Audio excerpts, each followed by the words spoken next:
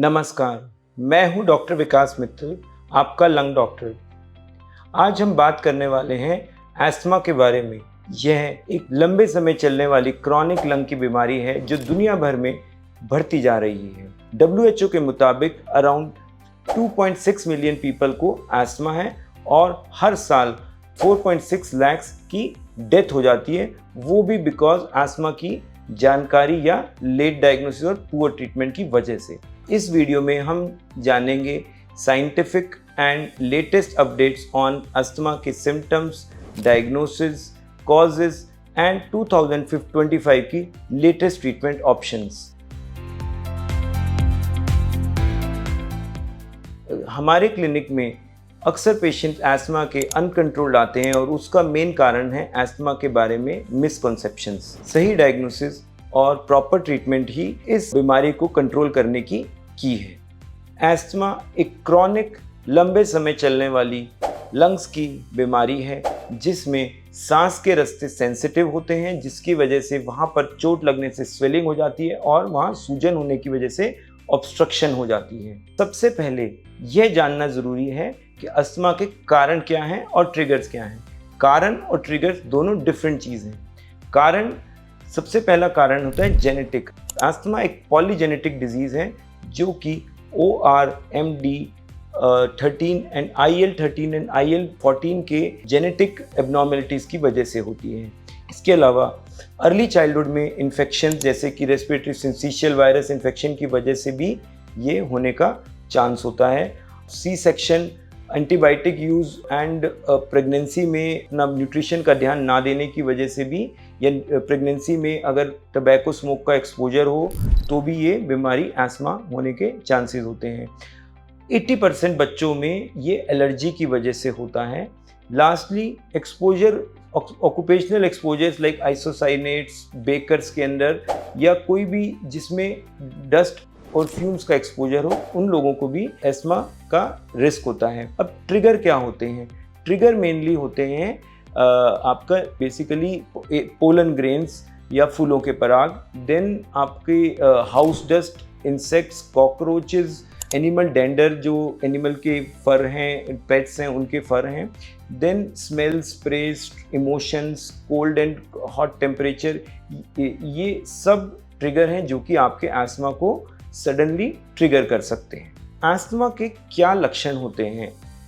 Asthma के जो सबसे कॉमन पेशेंट्स हमें प्रेजेंट करते हैं वो ये कि उनको सांस फूलता है और वो कहते हैं कि हमें सांस जब छोड़ते हैं तो ऐसा लगता है कि पूरी सांस बाहर नहीं आई है और कुछ सांस अंदर रह गई, जिसको हम एयर ट्रैपिंग बोलते हैं।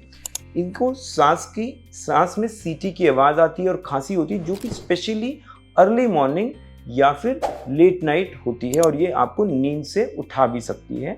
देन आपको एस्थमा के साथ यूजुअली नाक की एलर्जी भी हो सकती है जिसमें स्नीजिंग या रनी नोज या नोज ब्लॉक हो सकता है। एस्थमा का डायग्नोसिस कैसे बनता है? एस्थमा का डायग्नोसिस सिर्फ आपके सिम्टम को जानने से नहीं, उसके लिए हमें कोई ना कोई ऑब्जेक्टिव प्रूफ जरूर चाहिए। तो जिसके लिए हमें एक lung function test, spirometry test कराना पड़ता है, जिसमें हम एक दवा देके टेस्ट को रिपीट करते हैं, जिसको हम बोलते हैं ब्रोंकोडायलेटर रिवर्सिबिलिटी। इसमें ये देखना होता है कि जब हम सांस छोड़ें तो एक फोर्स एक्सपिरेटरी वॉल्यूम और फोर्स एक्सपिरेटरी कैपेसिटी की रेशियो होती है, वो लेस देन 70 होती है, and force expiratory volume 1 second का होता है, वो आपका जब हम दवा देते हैं उसके बाद वो मोर देन 12% या 200 ml इम्प्रूव हो जाता है। तो जो वेरिएबिलिटी है एस्थमा के टेस्ट में वो प्रूव करना बहुत ज़रूरी है।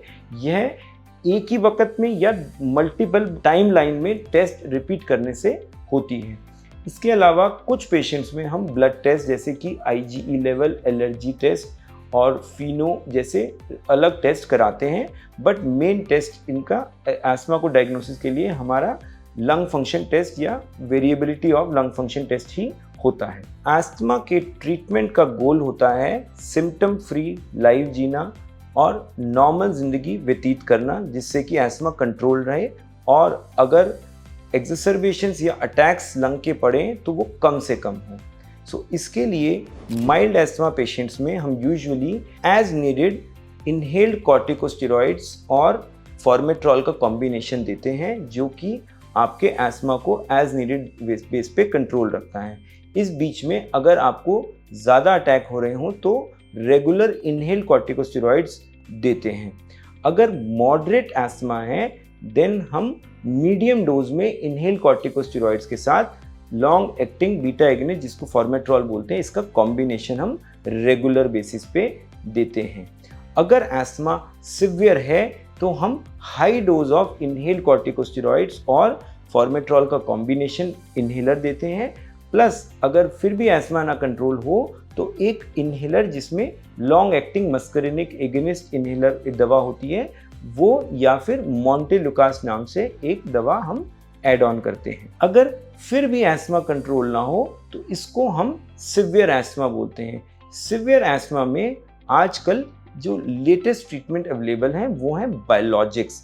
बायोलॉजिक्स कुछ ऐसी दवाएं, इंजेक्शंस होते हैं जो कि आपकी एस्मा की इन्फ्लेमेशन को इंजेक्शन के ज़रिए कम रखते हैं। सो ये आपके जो एलर्जी के अंदर मार्कर्स इंक्रीज होते हैं उनको कम करते हैं। सो जैसे कि ओमेलिजुमैब जो कि एंटी IgE थेरेपी है, देन मेपोलिजुमैब, बेनरोलिजुमैब जो कि IL-5 के को रोकती है, देन एक एंटी IL-4 रिसेप्टर एंटीबॉडीज़ के लिए जो बायोलॉजिक है उसका नाम है डुपिलुमैब। ये सब लेटेस्ट ट्रीटमेंट है जो एस्मा को कंट्रोल करती हैं। अब हम कुछ बात करेंगे मिथ्स और फैक्ट्स जो एस्मा से जुड़े बहुत सारे मिसकंसेप्शंस लोगों को होते हैं। इनहेलर्स एडिक्टिव होते हैं। सो ऐसा नहीं है इनहेलर्स एडिक्टिव हैं। एक्चुअली एस्मा जो है एक लंबे समय चलने वाली बीमारी है। सो आपको उसको ट्रीटमेंट के लिए आपको ट्रीटमेंट रेगुलर लेना पड़ेगा। तो इनहेलर्स जो हैं वो आपकी एक ज़रूरत है, ये एडिक्शन नहीं है। देन एस्मा में इनहेलर्स, एक मिथ है कि इनहेलर्स एक लास्ट रिजॉर्ट होते हैं। एक्चुअली एस्मा का इनहेलर्स सबसे फर्स्ट ट्रीटमेंट होता है जो कि आपको कंट्रोल करता है, और आइज़ के डॉक्टर, स्किन के डॉक्टर डायरेक्ट आपके दवा जहाँ ज़रूरत है वहीं दे सकते हैं। ऐसे ही लंग्स में जहाँ ज़रूरत है दवा वहाँ इनहेलर दिया जा सकता है। तीसरा जो मिथ है कि जो स्टेरॉइड्स हम एस्मा में देते हैं वो बहुत हार्मफुल हैं। एक्चुअली ये एक मिथ है। एस्मा में स्टेरॉइड्स मेनस्टे ट्रीटमेंट होते हैं और एस्थमा से जितना हार्म होता है उतना जो एस्मा में माइक्रोग्राम डोजेज इनहेलर्स में हम देते हैं स्टेरॉइड्स के, वो इतने हार्मफुल नहीं होते हैं। ये मिथ्स एस्मा की ट्रीटमेंट के कंट्रोल करने में सबसे ज़्यादा रुकावट करते हैं और इनको जानना सबसे ज़्यादा ज़रूरी है। मैं हूं डॉक्टर विकास मित्तल, सेहत की बात विज्ञान के साथ। सो आज हमने जाना एस्मा के कारण, लक्षण और उससे जुड़ी लेटेस्ट ट्रीटमेंट। आजकल जो लेटेस्ट ट्रीटमेंट है बायोलॉजिक्स, वो 50 to 60% सिवियर एस्मा पेशेंट्स को भी सिम्टम फ्री लाइफ जीने में हेल्प करती हैं। सो अगर आपको या आपके किसी भी प्रियजन को एस्मा जैसे सिम्टम्स हैं तो हमें ज़रूर संपर्क करें। हमसे जुड़े रहने के लिए आप हमारे YouTube चैनल को सब्सक्राइब करें, और अगर आपको ये वीडियो पसंद आया है तो लाइक करें और इस वीडियो को ज़्यादा से ज़्यादा एस्मा पेशेंट्स के साथ शेयर करें। धन्यवाद।